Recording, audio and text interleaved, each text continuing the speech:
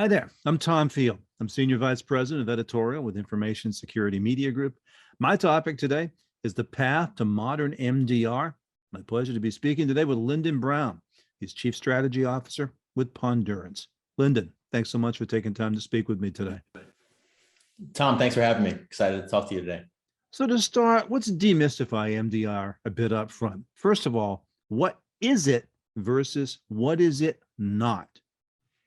Great question, Tom. And we find so much in technology. There's always a new acronym to learn, a new category to kind of wrap your head around. I think, and you're right, there's two ways to look at it. What is it and what is it not?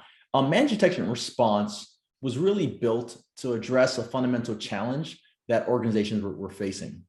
To date, most of security has really focused on preventing, trying to keep things outside of the castle walls, and not enough focus on actually detecting and taking care of things that may seep in. And that's really what detection and response is focused on. Managed detection and response adds an additional layer. And that's based on the realization that most organizations simply don't have the talent, the people, or the treasure to really tackle this internally. So managed detection and response is about delivering those around the clock detection and response outcomes, partnering with an organization who has that skill set. Now, what is it not? Now, there's a lot of managed security services, and that's a pretty long-standing category, which really started kind of around the invention of the internet, where as soon as users started plugging in to the information superhighway, attackers started finding ways to actually monetize it and do bad things. So managed security service providers have been around for a long time, but they've largely focused on keeping the firewall configured and working on those kind of perimeter-focused defenses. Lyndon, in pace with the digital transformation over the past couple of years, and I've got to add to that the adversary evolution as well. How has MDR advanced? Sure. So like any technology, and I'll say in any species over time, it's really about evolving and advancing and making in kind of improvements. So the first generation of managed detection and response really was built for the world that existed, 10, 12 years ago, which was a world that was perimeter only, right? Not much cloud, no real SaaS applications, and attackers were doing things that was consistent with the times, right? Launching attacks at a certain pace, a certain rate, et cetera. As time has gone on, a decade has passed, a couple things have changed, right? Many organizations, if not most, are cloud first, whether they're using SaaS applications or they're actually storing their information and running, virtual servers in the cloud. Attackers have new motives, new ways to gain access and take advantage of the application sprawl that's happening in the environment. And then additionally, at the same time, technology has also given benefits, right? We have artificial intelligence, machine learning, cloud scalability, data analytics, all these things that just simply didn't exist 10 plus years ago in this capacity. So the MDR space itself has to respond to both of these things, the threats that are changing, but also the new opportunities that technology is creating. So what we've seen is that the first generation of managed detection and response, while they wanted to focus on detecting and ultimately responding to threats in the environment, their platforms were simply ill-fit to scale and keep up with the volume and the veracity of attacks and what was happening in the environment. Didn't take advantage of advanced analytics, such as machine learning, artificial intelligence, et cetera.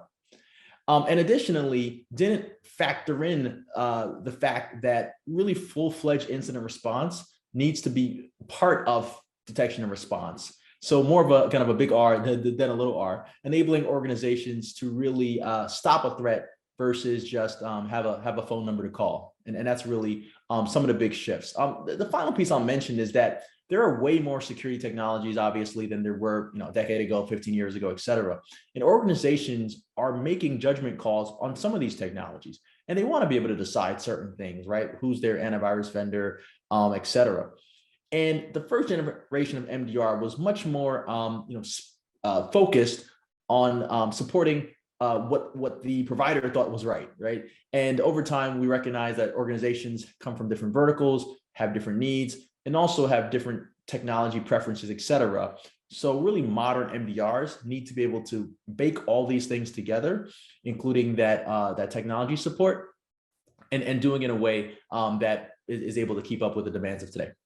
Well, you packed a lot into that. I want to peel it back a little bit, starting with some discussion about myths and realities. Start here. What are some of the prevailing myths about the technology behind MDR? Sure. So I would say one prevailing myth around any technology, security technology itself, is that technology itself is good enough, right? So there are vendors out there who will talk about their platform, XDR, et cetera. And we recognize that human intuition needs to really be baked in to be able to scale and enable the outcomes that security programs need. Excuse me, go ahead, please. Sorry. Another aspect, Tom, just chopping at the bit to dive into and demystify some of these things. Another aspect really has to do with just the scalability of platforms, right? So there's a very big difference between something being cloud native and something being cloud hosted, right? You taking an application that was built and moving it, forklifting it into the cloud. Doesn't necessarily give it any more scalability or any more stability or any more availability than something that was running in a data center somewhere else. So looking under the hood and understanding, was this platform really built for today, or was it something that was built for yesteryear and simply trying to extend its life? I want to come back to something you talked about a few minutes ago. I want to get some facts about response, both the big R and the small R, and who should provide it. Sure. So, I always want to go back to the customer and the customer's needs specifically. So let's take an example, right? An organization has a managed service provider or managed detection and response provider. Something goes bump in the night, and what's the ideal situation to happen from there? So in one model, that service provider is able to carry it across the finish line. So actually be able to take the initiative and resolve the issue without having the customer having to wake up in the middle of the night, or for there to be a long, elaborate conversation about who should help us in this situation. That's one reality, that's one world. Another example is that service provider really stopping at, I've detected something, or I think there's something going on, and then they're having to be kind of musical chairs to kind of figure out who needs to come in, who's responsible for what, and that's really chaos. And what we recognize is, when you really need incident response, two things matter: time and clarity, and being able to address issues quickly, and also being able to know who's responsible for what, simply drives much better outcomes than the alternative. Back to this topic of modern MDR. One, how do you define it? Two, what does it entail? Sure. So there are a number of factors that are really core to modern MDR. The first element I'll mention is being able to be kind of really pervasive across the environment. We define that as having 360-degree visibility. So that means from the network perspective, from applications and logs, security devices, from the endpoint perspective, and from the cloud perspective, being able to leave no stone unturned and ensuring that you have full visibility. Now, many organizations, whether they're doing it in-house, or they're using a managed service provider, or they're using a first-generation MDR provider, can't say they have that. And we're thankful to be able to help our customers really deliver on that and have full visibility. Another aspect of it is being able to really meet customers where they are, right? Like, we've all been to theme parks, and there's how tall do you have to be to kind of ride the ride? And what I look at it with, what we want to do is we recognize that organizations are at different levels of maturity. Some organizations may have antivirus and a firewall, right? We want to be able to help them mature and move up and to the right from a maturity curve perspective. Other organizations may have already dipped their toe in the water. Maybe they went down a path of installing next-gen EDR or et cetera. And having a modern MDR that can really meet you where you are is really another main hallmark. And I know you touched on it, Tom. That response, that big R in MDR is really core, right? Today's we see these ransomware attacks, right? And we look back at the kind of the tail of the tape and the postmortem. And many cases, right, if an action was taken in the first 30 minutes, if an action was taken in that first hour, very different outcome for that organization. And that's really, another major hallmark of modern MDR. Lyndon, I don't need to tell you, it's a crowded marketplace out there for MDR. How do you distinguish yourself in this marketplace? So Tom, that's a great question. And you're right. In technology, especially when it comes to new spaces and it comes to acronyms, organizations are quick to label what they have as MDR or another category. For us, our customers tell us there are 3 or 4 core things that really set us apart and lead them to choose us. In no particular order, I'll start with integrated closed loop incident response. The fact that we have a world-class, recognized, fully enabled incident response team that is connected to our MDR service. So there's really no dropping the ball. There's really no transition time required to really go from detecting to addressing an issue and really reducing any impact that can occur.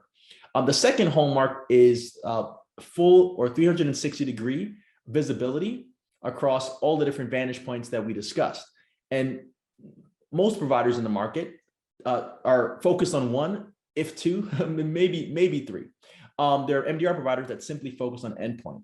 And we know too well that attackers like to go and find ways in that organizations are simply not prepared to cover. So that's another big differentiator there. And then the final piece is being able to integrate with the customer's environment, not requiring the customer to completely change the way they operate, change the way their investments, to change their business model. It's not about taking 3 steps backwards to take 1 step forward. We want to focus on helping customers take 3 steps forward. Let's take a long look at this year ahead of us. Starting with a risk-based approach to MDR, what are the trends that you're most closely tracking? Tom, yeah, one of the things that we do with our customers is really try to help them migrate from a kind of a threat-based only approach to a risk-based approach. So to give you an example, when we think about we all read headlines, and many companies are reading board of director headlines, et cetera. And the threat matters, but also the risk, your vulnerability to that threat matters, and also the relevance to your organization. So we're really helping customers, and we've been recognized for helping customers transition from kind of a spray and pray approach to security to really a risk-based approach, where you're making deliberate investments to reduce close deliberate holes, deliberate gaps, and explicitly drive your program forward. So as we look at trends, we're definitely at the forefront. So part of it is us working with clients to understand their needs and really be able to combine those needs with the technology that we've built and the way we're able to deliver the service. So really tighter integration between the risk conversation and the actual detection, response, prevention strategy is really core. Many organizations have security policies, right? And those security policies are in a file cabinet and they're sitting somewhere. And the actual program is not consistent with those policies. Engineers, technologists are making judgment calls every day around a specific implementation. And that's really not necessarily tied to the policies that either the third-party auditors or the internal security leadership or others, risk and compliance organization, are really mandating occur. So really the trends that we see are better visibility into risk, tighter integration, and then we're really thankful to be at the forefront of helping customers drive those two thrusts together, both the security program itself and the overall risk management approach. Great topic. Thank you so much for taking time to speak with me today. Thanks, Tom. Always a pleasure. Again, the topic has been the path to modern MDR. You just heard from Lyndon Brown. He's Chief Strategy Officer with Pondurance. For Information Security Media Group, I'm Tom Field. Thank you so much for taking time to listen to this interview today.